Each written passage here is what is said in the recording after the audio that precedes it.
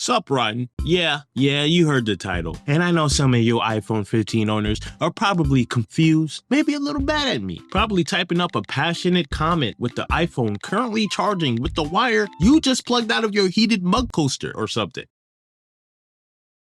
Thank God for USB-C. But before you come at the voice of the AI Spotify DJ, I just want to make this known to you first, okay? So, as most of you may know, Apple recently dropped the best event they had in years, showing us what's to come with iOS 18 premiering this fall. I'm talking about home screen and lock screen customization, locked and hidden apps, a control center rework, Photos library organization, a big message app update, mail app tweaks, Safari highlights, passwords app, etc. And all of these features are cool, don't get me wrong. But what stole the show was their AI, which was cleverly named Apple Intelligence.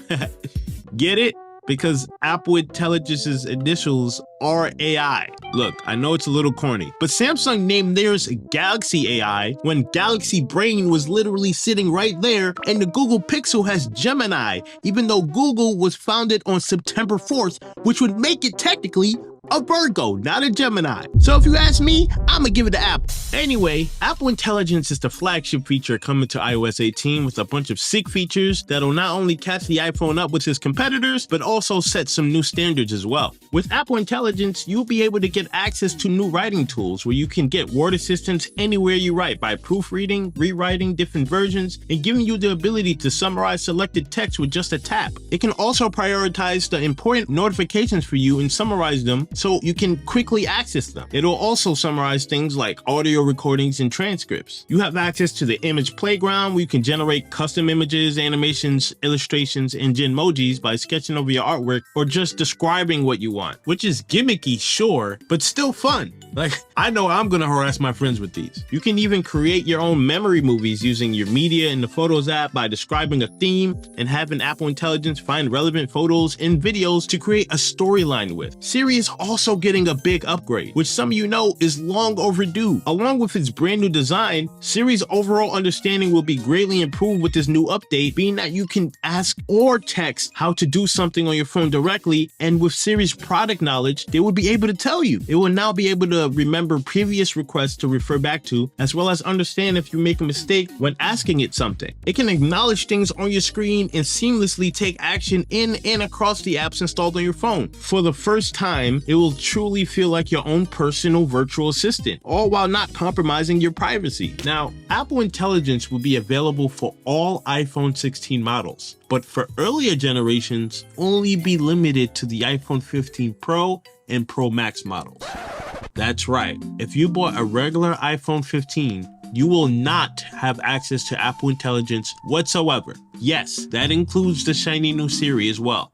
Now, I haven't heard much buzz about this yet, and quite frankly, I have a problem with Apple leaving the iPhone 15 out to dry. Like it didn't just come out not even a year ago, and I'm gonna complain about it. But first, there's nothing dry about FlexiSpot, the sponsor of this video. FlexiSpot has graciously sent their flagship products, E7 Pro Standing Desk and the C7 Office Chair. And let me tell you, saying that these are genuine life changers would be an absolute understatement. First, their E7 Pro Standing Desk is a game changer, being able to support up to 440 pounds confidently, so you don't have to expect any wobble or inconsistent support with something as sturdy as this, complete with its attachments like a cable tray to keep your wires organized and a built-in wireless charging pad. What more can you need from a desk? Honestly. And that's not even the fun part. It is a standing desk, so that means it goes up and down on a whim with the button controls. It truly never gets old being able to adjust whenever you want to sit or stand at your desk,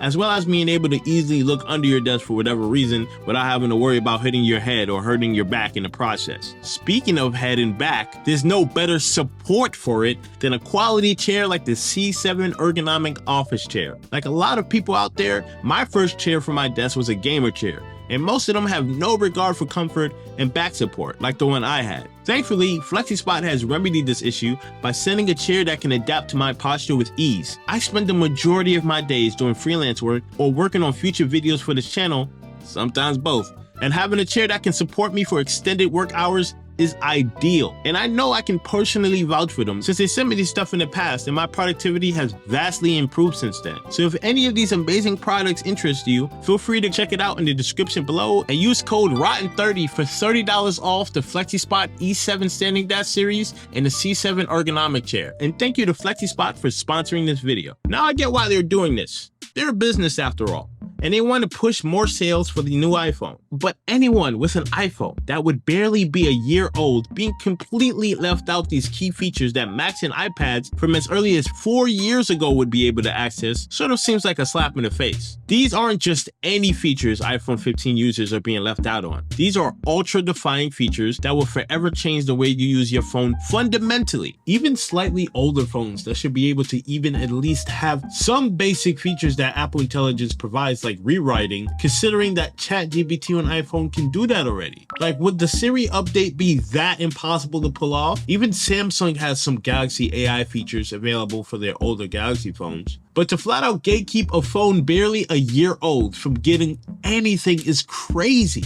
Like, at this point, there'll be zero reason to buy an iPhone 15. And I mean it, because even if you would want to get one due to the USB-C port and the lower price, I would argue that you can just wait a few months for the new iPhone SE4, which is rumored to be releasing early next year. And not only will it be sharing a similar body to the iPhone 14 with an OLED model, but it will also have an A18 chip just like the iPhone 16, come with a USB-C port, access to Apple Intelligence, and be considerably cheaper. The only thing you'll be missing out on is the dynamic island, which is like, okay, still more than worth it in my opinion. So as a buyer, you're looking at your options. And what other reason is there to get the inferior iPhone that will be outclassed by iPhones that are both a little more expensive and considerably cheaper? I can't help but think that the iPhone 15 has gotten the short end of the stick with the way it's being treated. I mean, Apple's track record with keeping their phones relevant for years completely dies with the iPhone 15 due to these Apple Intelligent features. And you're stuck deciding whether to get a new device or stick with the one that's still very new, but very clearly obsolete. And even if those are things that you don't see yourself using every day, wouldn't you rather have features that you have access to but don't want to use rather than have features that you don't have access to and can't use?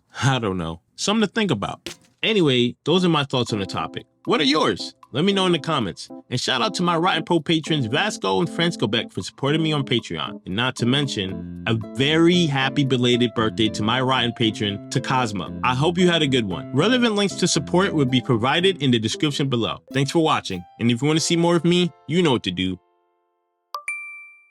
Okay, I know the iPhone 15 is not going to have Apple Intelligence, but that pink though? But it's pink. It's pink though. They have a pink one. Did you know they have a pink one? That might be worth it alone in my opinion.